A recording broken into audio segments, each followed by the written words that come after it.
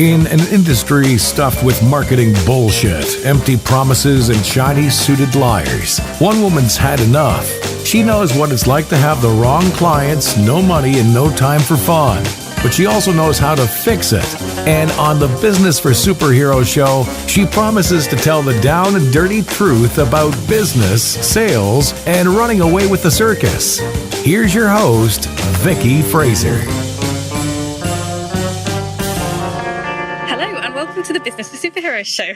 I'm Vicky Fraser, and this week Joe is back in England and I'm here in Ireland with my mentor Jon McCulloch because I am at my mastermind group. So we are going to ramble about... What are we going to ramble about, Jon? My favourite topic, premium pricing. Excellent. Go. Where do you want to start? Well, the thing is, we're in the elite meetings here, and the thing that comes out in every meeting is no one is charging enough. In fact, everyone is undercharging. We had that today. Yeah. Today.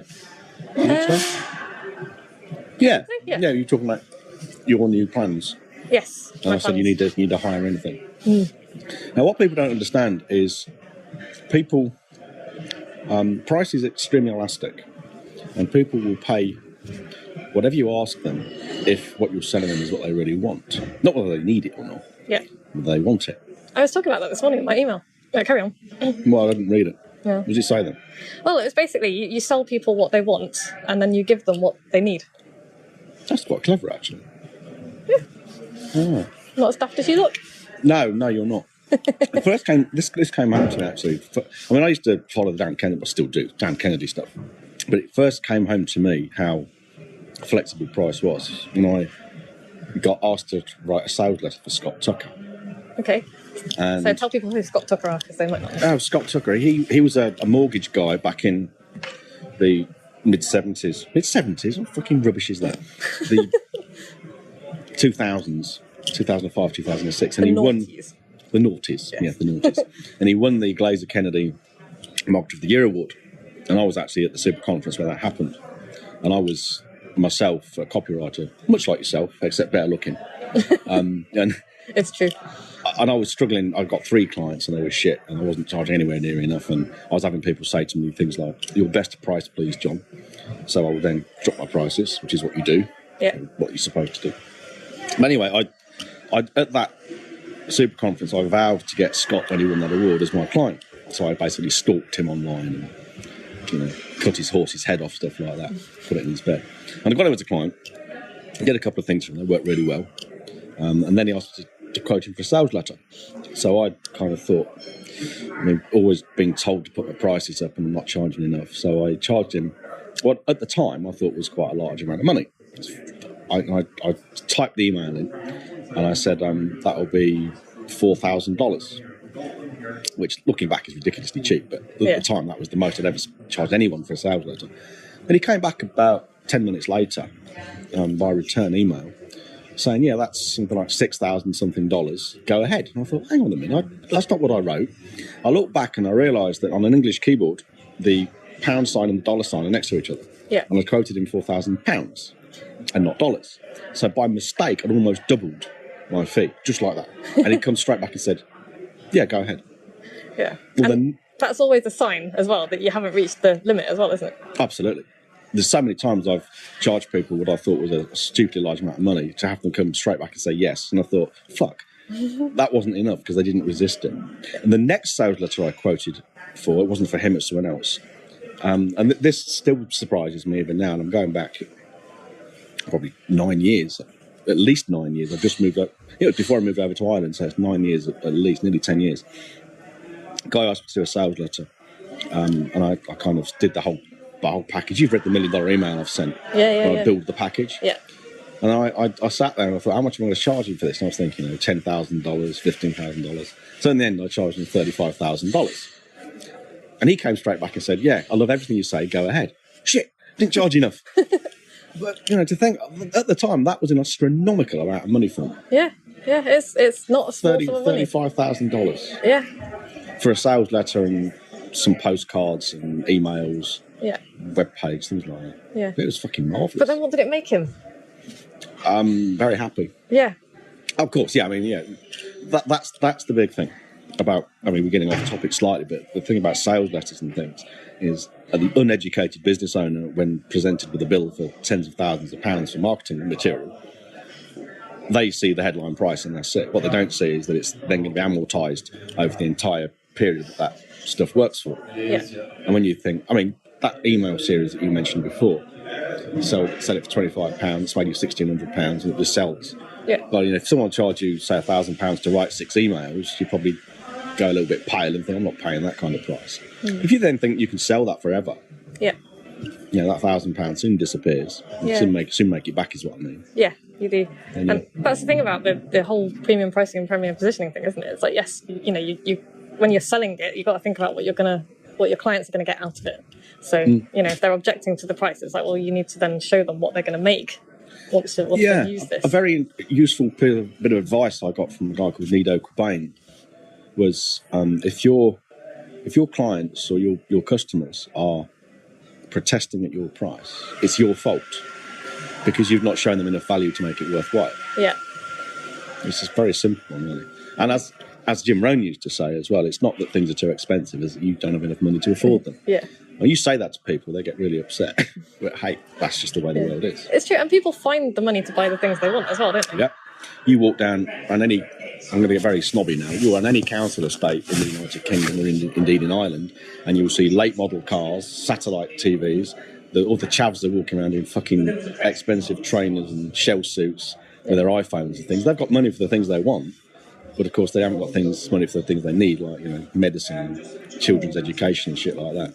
Yeah. So because true poverty is not the same as living necessarily in a sink estate either. That's a different topic. Of course. Give us some more examples of, because one of my favourite of your examples is the dentist. Paddy Lund. Yeah. Yes, that's brilliant, isn't it? Yeah. Well, and just for anyone who's listening and doesn't know, Paddy Lund is a dentist in Australia who, I mean, you'd think dentist. It's just teeth, isn't it? But you can't just join Paddy's practice. You have to be referred by an existing patient. And, I mean, he may have changed things now, so some of my details might be incorrect, but certainly at the time I learned about this guy. And when you are taken on as a patient, part of your agreement is that you will refer new patients as well yourself. And if you don't, he will kick you out. And when you go, you can't just walk in and make an appointment. When your appointment is due, you go to the dental practice, and the waiting room is prepared for you. It's got your name on the door. Cool. And they usher you in, and it's just you. There's no one else there. You won't see anyone else. It's just you and the dentist and the dental assistant. It's all things like that. There's another dentist charges premium prices, Charlie Martin, and in his waiting room, he's got a fucking grand piano with a full-time pianist on it. And it's an arboretum. It's not just a waiting room of a dental practice. It's a fucking arboretum with a piano in it. Great experience. And that's really important because a lot of people listening to this might be in professions where what you can say about what you sell, you're very constrained, like legal services. You can't say I'm a really good solicitor, I'm better than solicitor down the road. You can't say I'm the best chiropractor in Ireland or in the United Kingdom. You can't make promises about treatments and things. But what you can do is you can build the experience surrounding it in the practice such that your offering is no longer just a legal, you're not just going to see a solicitor or a dentist, you're going for a whole experience. Yeah. My own dentist is learning from me slowly. And he's improving things. But even then, you just go in and it's just a waiting room with a radio blaring, which I fucking hate. I hate the radio. Yeah. And I've suggested things to him like, Stephen, why don't you do a few bit more interesting things? Write a book, for instance. Yeah. So they're good examples. Another dentist, again, premium prices. If you take, every time your child goes to the dentist, he gets a little card stamped. And when his card is full, he gets a bike. The dentist buys him a bike. Oh, wow. Well, how much do you think that costs? A couple of £100 at the most. Yeah, not much. But that kind of service and that kind of incentive for the child to go to the dentist. Sometimes getting kids to go to the dentist can be hard work, I'm sure. Yeah. So these are just very small things. And the lesson to learn is it's not really what you sell. What you sell isn't that important. It's how you present it and what you build around it. Mm-hmm. When I was a copywriter, one of the reasons I was able to charge such a large amount of money, it wasn't just the fact that I did great copy. I mean, there are copywriters out there who are much better than me. I think you were a better copywriter than I am. Oh, thanks. Anybody listening to this, if you tell anyone, you're dead. No, but seriously, I think Vicky's probably a better copywriter than I am. I certainly don't like her style more than I like my own. Thanks. And I need to do that testimonial for you as well. Yeah. Well, that's part of it. I haven't forgotten. Yeah, I know. One of the reasons I was able to charge far more than just your average copywriter was I didn't just write copy. I mean, I would present it and deliver it to my client as a camera-ready, high-resolution PDF. I would also liaise with the marketing departments and the advertising departments of magazines and things. So if it was going to the national newspaper, like USA Today when my ads went in, Scott didn't have to talk to them at all. He paid the bill and kind of negotiated the rate and the size of the ad. I did everything else. Yeah. It was fantastic. Thanks very much, Zaka. Oh, Zaka. So... Marlo. So that small interruption was, and this is a really good example actually of positioning. Yes. So this is relevant. That small interruption was Zaka, who hovered. I saw him hovering just on my eyeliner a couple of minutes ago, and he was going to come over and talk to us, and then noticed that we were talking to each other. So he didn't. He disappeared. He has just turned up with a cup of peppermint tea for me because he knows that's what I drink. And bear in mind, I come here every 3 months, and so he remembers that I'm vegetarian every time. They greet me by name when I come in, and he's just gone to get John a glass of Merlot as well, which is disgraceful at this time of day. It is. It is. So yeah. I hope my PT's not listening to this. So this podcast is powered by peppermint tea and Merlot. But yeah, that's a really good example of making me feel special. Zaka does a really good job of making us feel special, doesn't he? Yeah, he does. It's quite interesting though. It's quite a good counterpoint I can bring up here. We've been in this hotel now for 3 years. I've done 2 events here, innumerable meetings, the elite meetings every 3 months. So I bring anything from 20 to 35 people through. They spend a lot of money. You know my room, don't you, mate? They spend a lot of money in the bar and things.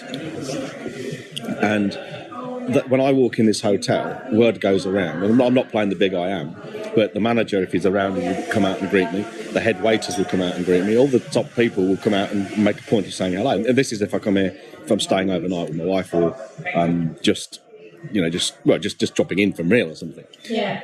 So it's not just at the meetings. But no, this is true because I'm here and I see them come out and say hello. And they do. They treat me like royalty, and they treat Sarah the same way. But the interesting thing is, a couple of years ago now, I suppose it was, some of the guys in the first elite group wanted a room to work in. So they asked if I'd arrange a room. So I said, yeah, sure, the meeting room. So I just said to them, can you sort me out a room for these guys to work in? And he came back and he said, yeah, it's normally €150, but we do it for 75. They just did themselves out of €75 because I didn't ask or want a discount. Yeah. But for some reason, they saw fit to undercharge me. Yeah. We've just bought a brand new Land Rover, and we'd said we'd buy the car. We were all ready to go with it. And the guy says, well, I'm just going to go and see if what I can do for you, knock some money off. So he came back and he'd knocked €1,700 off the price of the car. For no reason. I'm not going to turn this stuff down. No, of course you're not. My accountant a couple of years ago did loads of extra work because our accounts that year were more complex. And he said, well, I think he said the €800 more than they should have, than they were the previous year. So he only charged half of it. Why? The reason they were so complex is that year we made astonishingly large amounts of money. Yeah. And I just do not understand why they feel this need to discount. Even this hotel, who know me, and they know we put a lot of money through the hotel, and they know we never quibbled the bill. Yeah. We often pay it before we even leave the premises. It's a 30-day bill, but we usually pay it before we leave. Yeah. I just don't understand it, why they feel this need. No. And it's not even about goodwill. No. I mean, I suppose there is an argument to be made that you're never going to go anywhere else because they look after you. They don't know that. But, well, no, they don't know that, I suppose. But I could do, I suppose. Yeah. They don't treat me like I'm a captive audience. No. I mean, they own the hotel just down the way there. They own that now. Oh, okay. But I wouldn't go to any other hotel. I like it here. I like the setup. It's convenient and it's right for so many reasons. Yeah. One of the reasons it's so right is that there's nowhere else to go. So when you're here, we don't get people disappearing very often and just going to another restaurant for the meal and anything else. This is deliberate, by the way. Yes. I want people here. Yeah, exactly. That's kind of why I've chosen the event place that I've chosen for my thing in November is that there's not really anywhere else to go. What date is that? 3rd and 4th of November. Oh, right. Yeah. So that's the 3rd and 4th of November, people. I suggest you go to that event. It's going to be really good. She's been talking about it this morning. She said something about doing a striptease at the front of the room, but I'm not sure if I heard that. I am absolutely not doing You that. did? Oh, Vicky. She did, honestly. I did not. But seriously, we'll be talking, I mean, a lot of what we're talking about now, the premium pricing, premier positioning thing, is all to do with your USP and what makes you special and what makes you stand out. Because if you want to charge more money, you are going to have to make yourself stand out. And that's, you know, that's basically what November's event is all about. So. Right. Yeah, I mean, the easiest way to increase your prices, this is going to sound very trite, but the easiest way to increase your prices is just to increase your prices. Yeah. Just, I mean, anyone listening to this, whatever business you're in, put your prices by 10%. Just do it. Now, on a 35% market, which is about right for most businesses in most industries, you know, it's about right, about average. Yeah. You will add about 40% to your profits just by doing that one simple thing. Yeah. How does that work? How do the maths work with that? I'd have to draw it out and show you. I can't do it in my damn head.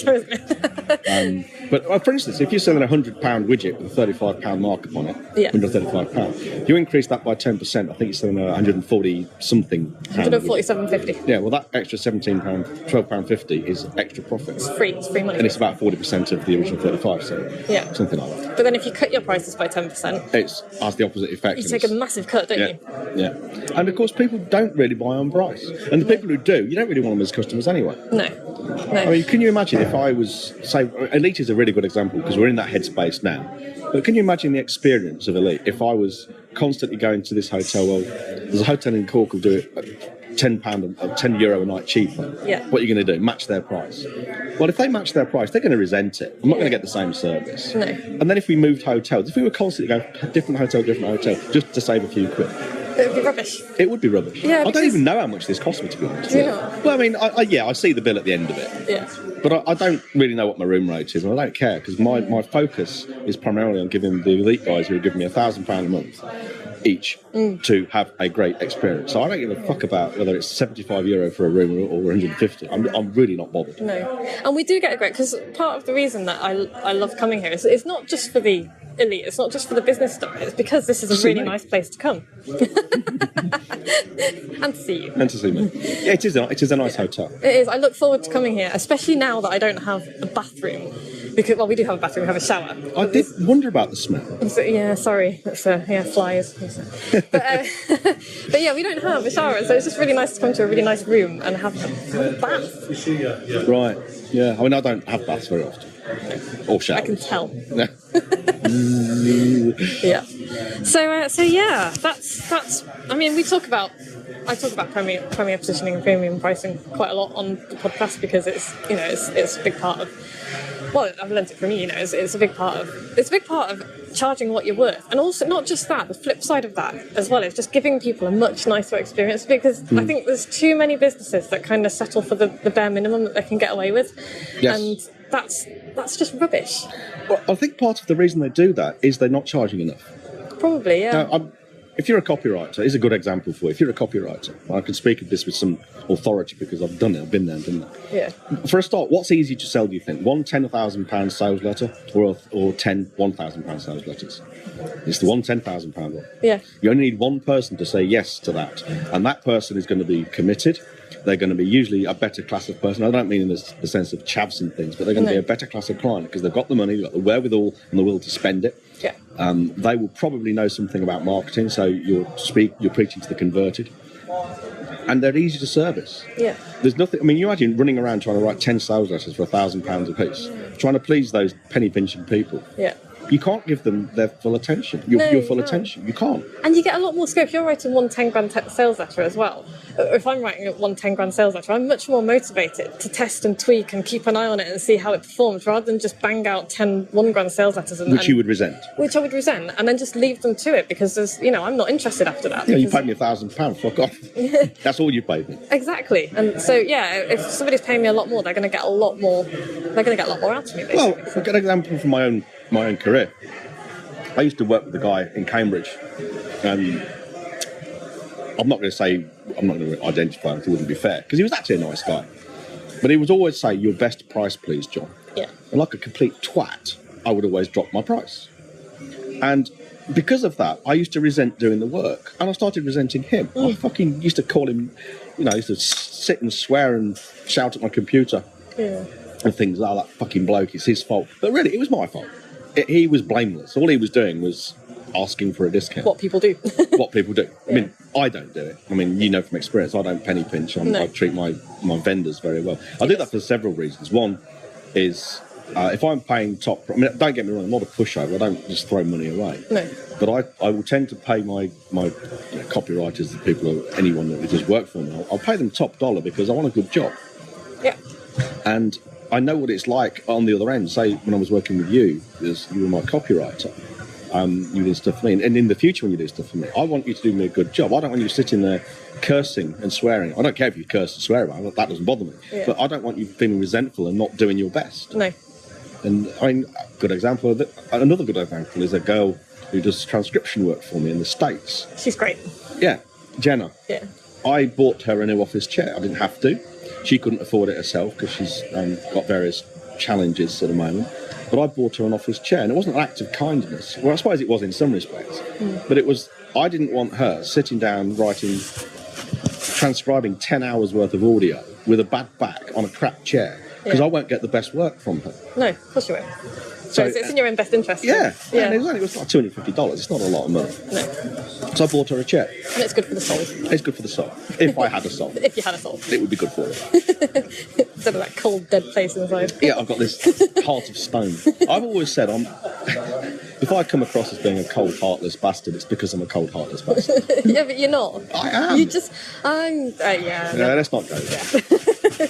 Anyway. I have a heart of stone. Why, whatever. It's true. Anyway, that's pretty much 21 minutes, so that's probably podcast time. There's plenty of... Okay, guys, there's loads of information for you there to just kind of, just even if it's too big a step to kind of put your price, to double your prices, you don't have to do that. Just do it in increments. Put them up by 10%. Here's a simple thing. Take your top best-selling products, your top 20% of best-selling products and services, increase the price by 10%. Do it again next month. Do it again next month. And keep doing it until you get resistance to it. Yeah. When you get resistance, you can do one of two things. You can either leave it where it is and just suck up the fact that you've lost a few sales, but you're making so much more money it won't matter, or you drop them back to the last stage it was when you didn't get any resistance to it. Yeah. Everybody should be doing it. Yeah, and it's such a simple thing to do. And yes, it might be a bit scary, but I tell you what, it's way more scary before you do it than it is when you actually do it, because we, human beings, have got stupid brains and we build things up. We build problems up in our brains. And then when we actually do them, we're like, you know what, that wasn't nearly as bad as I thought it was going to be. Yes, I'm reminded of the occasion when I said to you, send your book to Dan Kennedy. I can't send my book to Dan Kennedy! I didn't think I was quite that shrill. You but, were. But yeah, I did send my book to Dan I think Kennedy. that was before you called me a peasant. You were... I was a fucking peasant, as I recall. Well, you were being peasanty about cheese. It was just cheese. There's no such thing as just cheese. It was just fucking cheese. Oh my god, you can't see my face right now, but it's like a picture of horror. Cheesy. Cheesy, yeah. Anyway, John, that's been really cool. Thank you very much for being on my podcast. So I'm giving her a thumbs up. That sounds wrong, doesn't it? He is sticking his thumb in the air and waving his Merlot around. And so Joe will be back next week. We'll be rambling on about something. We do plan, but then we kind of drift off. It's fine. If you haven't booked a place on my course yet, it's the 3rd and 4th of November in Tewkesbury. You should go. You should go, because I might be there. It's going to be awesome. And I'm really looking forward to it, actually. It's going to be a really valuable thing. I've got somebody coming from Canada. Ray's coming. Is he? Yeah. Oh, brilliant. I know. Oh, I'll almost certainly turn up then, even if I need to say hello. I'm really excited about that. Right.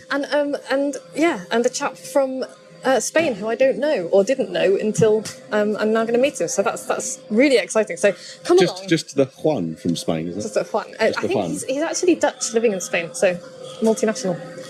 Anyway, cosmopolitan. So you can find your tickets at www.businessforsuperheroes.com/who-r-u. Oh no, events/who. Oh, you know what? This is where, businessforsuperheroes.com/events/who-r-u. One of those two will get you to the page. In the show notes, it'll be there. It'll be fine. Anyway, thanks very much, guys, for listening. So, John, where can people find out more about you?